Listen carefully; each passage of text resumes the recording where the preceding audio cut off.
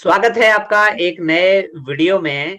आज हमारे साथ फिर एक बार फिर से रूस से लाइव जुड़े हैं इलिया भाई। इलिया भाई को आप सब लोग जानते हैं और जो इस चैनल पे नए हैं उनकी जानकारी के लिए बता दूं, इलिया भाई एक रूसी नागरिक हैं और बेहद ही खूबसूरत हिंदी बोलते हैं। जो जानना चाहते हैं कि ये इस तरह से जो हिंदी हैं वो कैसे बोल लेते हैं, मेरे चैनल पे एक प्लेलिस्ट है। आप जो है जाके देख लीजिएगा, आपको सारा मालूम हो जाएगा कि किस तरह से इलिया भाई जो है हिंदी बोलते हैं और बहुत खूबसूरत हिंदी बोलते हैं। और थोड़ा सा आपको बता दूं, इलिया भाई से मैं रूस में ही मिला था। दरअसल मैं कुछ दिनों तक इनके घर पे रुका हुआ था। वो बहुत ही जबरदस्त एक प्लेलिस्ट है, आप उसको देख सकते हैं। तो इलिया भाई, स्वागत है आपका एक नए वीडियो में।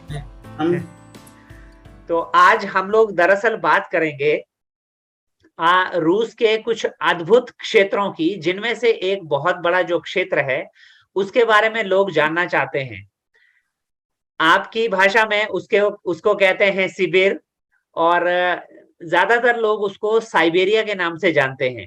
तो पहले ही मैं क्लियर कर देता हूँ, इलिया भाई उसको सिबिर के नाम से जो है संबोधित करेंगे, जो कि रूस का एक बहुत बड़ा हिस्सा है, जिसके बारे में इलिया भाई से आज हम पूरी बात करेंगे। तो इलिया भाई, जो साइबेरिया है वो सच में एक बहुत ही जबरदस्त और एक अद्भुत क्षेत्र है रूस का। तो उसके ऊपर थोड़ा सा आप रोशनी डालें कि ये जो क्षेत्र है कहाँ से शुरू होता है और क्या क्या इसकी विशेषताएं हैं, क्या क्या है वहां पे। सबसे पहले कहना ये जरूरी है कि जो सिबिर का जो इलाका है इतना बड़ा है कि यहाँ लोग रहते हुए इसका आकार, इसका साइज समझ नहीं पाता है। ये आम लोगों के समझने के बाहर है। दरअसल मैं ये कहना चाहता हूँ कि जो रूस है ये इसके दो भाग है, इसके दो हिस्से है। यूरोपीय भाग और एशियाई भाग है ना। जी। तो कहना ये भी जरूरी है कि जो एशियाई भाग है ये बस रूस के सिर्फ 77% है। अच्छा, यानी कि एशियाई भाग जो है रूस का वो लगभग 77% है। जी हाँ, बिल्कुल। अच्छा। इसकी जो कुल लंबाई है 7,000 किलोमीटर है। 7,000 किलोमीटर। पश्चिम से पूर्व तक यानी मगरिब से मशरिक तक, अच्छा। और उत्तर से दक्षिण तक यानी जनूब से जो शुमाल से जनूब का रास्ता है 4,000 5,000 किलोमीटर है। इतना बड़ा देश है आपका। एक बार मैं बेलगोरोड में था, तो बेलगोरोड यूनिवर्सिटी के बाहर एक बोर्ड लगा हुआ था, जिसमें डायरेक्शन लिखे थे कि लंदन इतना किलोमीटर है, शंघाई इतना किलोमीटर है। उसमें दिल्ली का नाम था, उसमें लिखा था दिल्ली लगभग 4,300 किलोमीटर दूर जी है। जी, इतना दूर नहीं, इतना दूर नहीं जितना चिता है, जितना ब्लगाविएशन है, जितना व्लादिवोस्तोक, याकूत्स्क और अनादर है। यानी कि दिल्ली नजदीक है और रूस के दिल्ली अंदरूनी जो नजदीक है। हिस्से है वो ज्यादा दूर है। दिल्ली, हाँ हाँ। सिबिर में है मैदान, सिबिर में है जंगल, सिबिर में है पहाड़ है। सिबिर एक जैसा नहीं है। और जो मैं और मैंने जो सुना है कि वहां के जो सिबिर है, जंगल जंगल हैं, जो वहां के जंगल हैं वो बहुत विशाल जंगल हैं। हाँ, हम सिबिर में मिलता है जंगल बस अमेज़न यानी ब्राजील के जंगलों का तुलना कर सकते हैं। क्या बात है। मैं जी, इमेजिन भी नहीं कर पा रहा हूँ कि ये जो पूरा इलाका है ये कितना बड़ा होगा। मैं भी यहाँ रहते हुए समझ नहीं सकता। हालांकि मेरी माँ वहां की जन्मी है, मैं वहां भी गया था, मैं वहां भी जा चुका हूँ। अच्छा। हाँ, अच्छा, मैंने मेरा अभी नाना मेरा नाना इंटर भी वहां रहता था। दरअसल मैं ये कहना चाहता हूँ, कुछ भारतीयों का मानना है कि सिबिर एक खुद मुख्तार या बिल्कुल आजाद मुल्क है ना। ये बस इलाका है, तारीखी इलाका है, भौगोलिक जुग्राफी इलाका है। जी बिल्कुल, बहुत सारे लोग जानते हैं कि जो साइबेरिया है वो एक देश है, अलग देश है। तो लेकिन जैसा आपने बताया कि ये एक देश नहीं बल्कि एक भौगोलिक इलाका है, रूस के अंदरूनी रूस का एक इलाका है। लेकिन ये इतना विशाल है कि इसमें 4 भारत समा जाएं, इतना बड़ा इलाका। अब देखिए भारत का जो क्षेत्रफल है वो लगभग 32.8 लाख वर्ग किलोमीटर है। जी 32.8 लाख वर्ग किलोमीटर, यानी कि 33 लाख किलोमीटर मान के चलिए। लेकिन जो साइबेरिया है इसका जो क्षेत्रफल है वो है 131 लाख वर्ग किलोमीटर। अब आप समझते हैं लगभग भारत का 4 गुना एक। हाँ, सिबीर में यकूत एक दर्जे आता है जिसका क्षेत्रफल यानी रकबा भारत के बराबर है। क्या बात है, इतना बड़ा जी, विशाल। जितना बड़ा भारत है बिल्कुल इतने ही बड़ा यकूतिया है, बिल्कुल बराबर है। लेकिन यकूतिया की आबादी 9 लाख से कम है। यानी कि जितना बड़ा भारत है उतना बड़ा यकूतिया है, जी, और उसकी जो आबादी है वो सिर्फ 9 लाख है। ये 9 लोग बिल्कुल मैसूर की आबादी है। क्या बात है, क्या बात है। अच्छा, एक जो बात मुझे समझ नहीं है कि क्योंकि जो बेलगोरोड में मेरे मित्र हैं सरगी भाई, वो जी वहीं पे टुंड्रा नाम के किसी जंगल में जो है, बहुत विशाल जंगल है वो, दरअसल पूरा क्षेत्र है, वहां पे उनका प्लांट है जिससे गैस जी निकलता है। आपका शायद वो उसका नाम है, क्या नाम है उसका, जो बहुत बड़ी कंपनी है आपके यहाँ पे गैस निकालने वाली, हाँ ग्रास्को या ऐसे कुछ करके है। हाँ तो उसमें वो काम करते हैं, तो वो कहते हैं कि वहां पे जो आबादी है वो ज्यादातर जो है वो खाना बदोश लोग रहते हैं वहां पे। ये घुमंतु लोग है, मंतु घुमंतु लोग लोग हैं, है। और वो ये एक हिरण का जगह से, पालन करते हैं। जी, हिरण हिरन का पालन, हिरण जो का जी हाँ रेंडियर, जी जी जी जी, हाँ हाँ और उनको पकड़ते हैं, कहते हैं हमारे सामने सामने वो आते हैं, फिर वो रस्सी घुमा के उनके बीच में फेंक देते हैं, एक दो रेंडियर को हाँ वो पकड़ लेते बिल्कुल हैं, अपने काम हाँ इस्तेमाल करते हैं। हाँ हाँ। इन हिरणों के बारे में अगर बात कहूँ तो एक ऐसे क्या है, डरावनी चीज है कि वहां इतने मच्छर है, इतने गंदे मच्छर होते हैं गर्मियों में, इतने छोटे छोटे मच्छर है कि ये मच्छर मच्छर दो हिरणों का दौड़ता झुंड जिंदा खा लेते हैं, जिंदा खा लेते हैं। मच्छर हिरणों के झुंड को। मच्छर झुंड को जिंदा खा लेते हैं। हाँ, ये दौड़ते दौड़ते मर जाते हैं, गिर जाते हैं, मरते। तो ये तो बहुत सुनने में भी बहुत अजीब लग रहा है, बहुत खतरनाक लग रहा है। सिबेर के जो मच्छर है इतने खतरनाक है जितने के भारत के सारे जंगलों में पाए जाते मच्छर इतने खतरनाक नहीं है। ओहो, ये तो एक बहुत जबरदस्त बात बताई आपने। जी क्या बात है। अच्छा, तो हाँ फिर जैसे हम लोग बात कर रहे थे इसके क्षेत्रफल की, कि जी ये जो क्षेत्रफल है बहुत बड़ा है, और हाँ भारत जैसे इसमें 4 देश समा जाएंगे सिर्फ और सिर्फ साइबेरिया के अंदर में। तो हम्म यहाँ पे मैंने सुना है कि यहाँ पे जो रूस का जो फिलहाल तेल भंडार है या गैस के भंडार हैं, जैसे मैंने अभी आपको बताया, हाँ सरगी भाई है वो भी वहीं पे जॉब करते हैं। तो मैंने सुना कि लगभग 70% से ज्यादा जो तेल का उत्पादन या गैस का उत्पादन है वो सिर्फ वहीं होता है। हाँ, ये खजाना है, ये खजाना है जिससे चीन क्या है कब्जे में लेना चाहता है। ये उसका सपना रहा है चीन का कि अच्छा। कभी सिबीर, पूरे सिबीर कहा यekaterinburg तक चीन में समा किया जाएगा। कि अगर हम सिबीर को देखें तो पता चलेगा कि वहां चीन ऐसे क्षेत्र है, तुंद्रा, जहां कुछ नहीं है, बस क्या है, खाली जमीन है। हाँ, खाली जमीन। टाइगा, जहां जंगल ही जंगल है, हाँ, टाइगा। हाँ हाँ। टाइगा। और नीचे में बिल्कुल दक्षिण में एक ऐसी छोटी सी लकीर है जिसके साथ साथ वरोनिश, बेलग्रद और बाकी रूस के सूबों से लोग बसने लगे, बसते रहे लोग। अच्छा। इसी छोटी सी लकीर के साथ साथ शुरू हुआ ट्रांस सिबिर्स्क मैगिस्ट्रल, यानी क्या है, ट्रांस सिबिर रेल मार्ग, जो विश्व का सबसे लंबा रेल मार्ग है।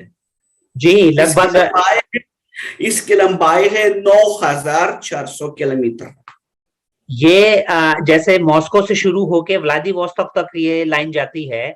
और हाँ, भारतीयों के लिए ये बड़ी हैरानी की बात है कि एक ऐसा भी देश है, एक जिस देश के अंदरूनी हिस्से में एक ट्रेन को एक जगह से दूसरी जगह पहुंचने के लिए पूरा हफ्ता लग जाता है।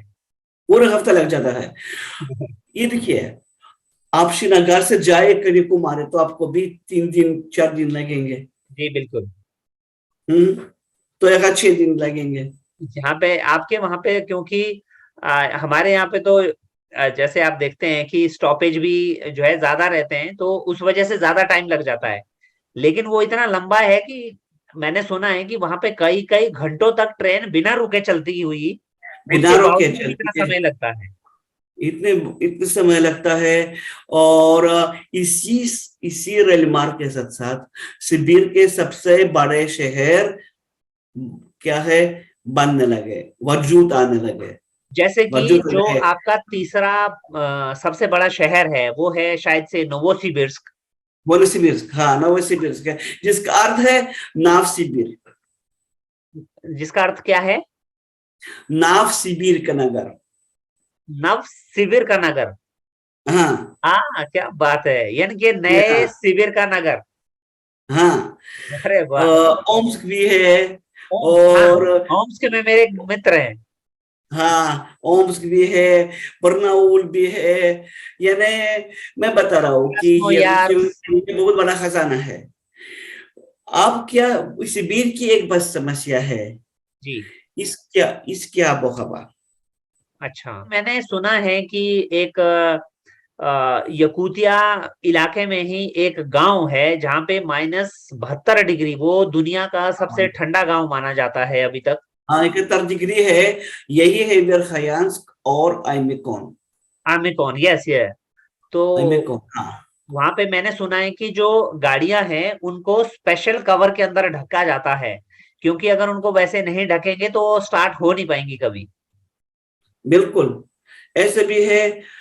और ये कहना जरूरी है कि शिविर में रहते लोग एक दूसरे के बारे में भी बहुत कम जानते हैं, क्योंकि एक शहर दूसरे शहर पहुंचने में इन्हें 3 4 दिन लगते हैं, 2 दिन लगते हैं। यानी कि उनका आपसी जो तालमेल है वो भी कम है, आबादी कम होने के दाल कारण। में कम है। और बिल्कुल देश को बीच बीच में, ये इर्कुत्स्क वो तो बिल्कुल केंद्र में है, 5,000 किलोमीटर, और 4,000 किलोमीटर 400 बाकी है। तो समझो कि इर्कुत्स्क बिल्कुल देश को बीचों बीच क्या है, वजूद में आया था। क्या बात तो है। वो एक ऐसे मुनफरिद झील के किनारों पर बसा है, जिसे सारी दुनिया बैकाल झील के नाम से जानता है।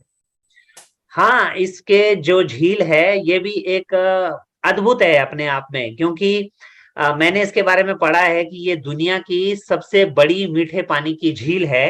330 नदियां इसमें जो है इसको भरती हैं, इस पानी को। और लगभग दुनिया का जो कुल मीठा पानी है उसका 20% सिर्फ और सिर्फ इस झील में है। जी बिल्कुल। और ये एक ऐसी जगह है जो बौद्ध अनुयायियों के लिए पवित्र माना जाता है। अच्छा, इस बौद्ध धर्म पर के एक लोग वहां पे ऐसा जाते इस हैं? पर इस पर इस पर एक ऐसा टप्पू है और खोन, और वहां के जो बौद्ध अनुयायी है वहां इबादत करने आते हैं। ये इनके लिए पवित्रतम स्थान है। खूबसूरती की दृष्टि से शायद शिविर की तरह और कोई भी इलाका नहीं मिलेगा। हाँ बिल्कुल, ये बात तो बिल्कुल सही है, क्योंकि बहुत सारे जो पर्यटक लोग हैं वो जब भी रूस जाते हैं वो पश्चिमी रूस को देखने के बाद जो है उत्तर की तरफ या फिर पूर्व की तरफ जाना जरूर पसंद करते हैं। खास करके जो अल्ताई है, बहुत खूबसूरत। क्या है। जी अच्छा, हम लोग जो बात कर रहे थे लेक बाइकाल की, उसके बारे में थोड़ा सा और जानकारी दे देते हैं अपने दर्शकों को कि जो लेक बाइकाल है वो इतनी बड़ी और लगभग 1.5 किलोमीटर गहरी झील है वो धरती पर। और ठीक है, सर मैं ये बताता हूँ कि जो ट्रेन दौड़ते हैं जी वो बाइकाल के साथ साथ जो मार्ग चलता है ना, जी जी तो ये जो चलता मार्ग है तुम्हें 5 घंटे क्या है दिखाता रहेगा। 5 घंटे लगते हैं बाइकाल के साथ साथ से ट्रेन को चलते हुए, जी इतनी बड़ी हाँ, झील है। 5 घंटे लगते हैं। 5 घंटे ये तो बस नहीं है, ये छोटा सा हिस्सा के दक्षिणी हिस्सा है, ओहो हो। दक्षिणी हिस्सा है। तो अब आप बाइकाल इतना बाइकाल इतना बड़ा है कि लोग इससे अंतरिक्ष से भी देख सकते हैं। जी बिल्कुल। और एक चीज मैंने और सुनी थी कि सर्दियों में जो लेक बाइकाल है वो पूरी तरह से जम जाती है और बिल्कुल जा जाते हैं। उसकी जो बर्फ की मोटाई है लगभग 2 मीटर होती है। और तो दो उसके मिनट ऊपर से सर्दियों में जो है रोडें बन जाती है, यानी कि जो ट्रक्स वगैरह हैं वो भी गुजरते हैं लेक बाइकाल के ऊपर से। हाँ, रचयी के जमाने में रेल मार्ग पर इस भी लगता था, यानी इस पर ट्रेन दौड़ती थी। जमी हुई झील पे ट्रेन दौड़ती थी। हाँ, क्या बात है, ये तो एक। सम्राट के जमाने में, सम्राट के जमाने में।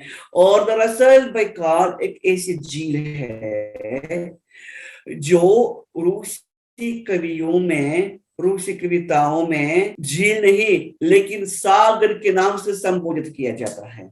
रूस कितना बड़ा देश है, और एक देश के अंदर में अभी हम जो बात कर रहे हैं वो एक सिर्फ क्षेत्र की बात कर रहे हैं, और वो क्षेत्र भारत से 4 गुना बड़ा है। और उस क्षेत्र में एक इतनी बड़ी झील है कि जिसमें दुनिया का जो टोटल मीठा पानी है उसका 20% सिर्फ एक झील में है। वो इतनी बड़ी झील है। तो रूस अपने आप में कितना विशालकाय देश है, ये सच में बड़ी हैरान करने वाली बात है। कुदरत ने कितना जबरदस्त बनाया होगा इस चीज को। और सबसे बड़ी बात कि ये जो इतना बड़ा क्षेत्र है उसमें जो आबादी है, इलिया भाई कितनी आबादी रहती होगी पूरे साइबेरिया में? 35-36 मिलियन है। 35-36 मिलियन, यानी कि मान के चलिए लगभग 3.5 करोड़। बिल्कुल बिल्कुल, 3.5 करोड़ है, यानी ना के बराबर है। यानी कि ना के लोग बराबर। वहां से जा रहे हैं, लोग इन क्षेत्रों को छोड़ के यहाँ यूरोपीय भाग आ जाते हैं। अच्छा, वो किस यहाँ वजह से आते हैं, पर क्यों? सिर्फ ठंड की वजह क्यों, से या वहां पे जो ठंड एक होती है इस बात वजह है से? मैं बताता हूँ। दरअसल वहाँ बेरोजगारी बढ़ती जा रही है, एक अच्छा बात है। अच्छा वहाँ महंगाई बहुत बड़ी है। अच्छा। वहाँ की ठंड तो काफी बड़ी है। जी जी। यहाँ जो लोग आ जाते हैं बड़े शहरों के नहीं, छोटे शहरों से आ जाते हैं। क्या बात है। क्योंकि हम ओम्स्क, सिबिर्स्क, ट्यूमेन की बात अगर कहें तो ये तो मास्को के बराबर है। जी जो लोग ट्यूमेन में रखते हैं तो ये कहते हैं कि ये बिल्कुल लस वेगस है, जी। क्योंकि तेल का सारा पैसा वहां आ जाता है। क्या बात है, ये तो सच में जबरदस्त एक आज के वीडियो में आपने बहुत अच्छे तरीके से जो है रूस के एक हिस्से को, जो कि एक सच में आश्चर्यजनक, पूरी तरह से आश्चर्यचकित कर देता है इंसान को कि कैसा रहा होगा, कितना बड़ा हिस्सा होगा। और जहाँ पे कुछ भी नहीं है, यानी कि वहां पे इंसानी आबादी नहीं रहती है। लेकिन ये जो साइबेरिया है, जो पूरा इलाका है, ये खनिज से भरा हुआ है। रूस लगभग अपना जो तेल और गैस लगभग 70% ये सिर्फ और सिर्फ इसी इलाके से निकालता है। तो आप समझ सकते हैं रूस के लिए ये जो इलाका है कितना महत्वपूर्ण है। रूस एक इतना विशाल देश है कि यहाँ पे 11 तरह का टाइम बजता है, यानी कि 11 टाइम जोन है यहाँ पे। जैसे भारत में हमारा एक ही टाइम चलता है। एक जगह पे जो है सुबह के 9 बज रहे होते हैं, लेकिन वो फ्लाइट 3 या 4 घंटे बाद दूसरे शहर में पहुंचती है और वो सुबह के 5 बज रहे होते हैं, यानी कि 3-4 घंटे बाद भी जो टाइम है वो पीछे हो जाता है।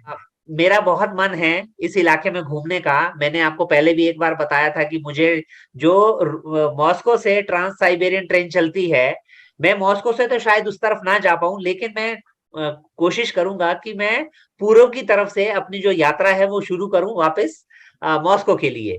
एक बार मैं जरूर उसमें जाऊंगा। मैं देखना चाहता हूँ रूस का ये जो अद्भुत इलाका है ये कैसा रहेगा। और साथ साथ में कोशिश करूंगा अपने दर्शकों को दिखाने की। तो इलिया भाई, आज बहुत अच्छा लगा आपसे बात करके। रूस का एक अद्भुत इलाका जिसके बारे में हमने बात की, आपका बहुत बहुत धन्यवाद। और हम कोशिश करेंगे इसी तरह से आपसे बीच बीच में बातचीत करते रहें और आपसे एक अद्भुत देश के बारे में और बहुत सारी जानकारियां लेते रहें।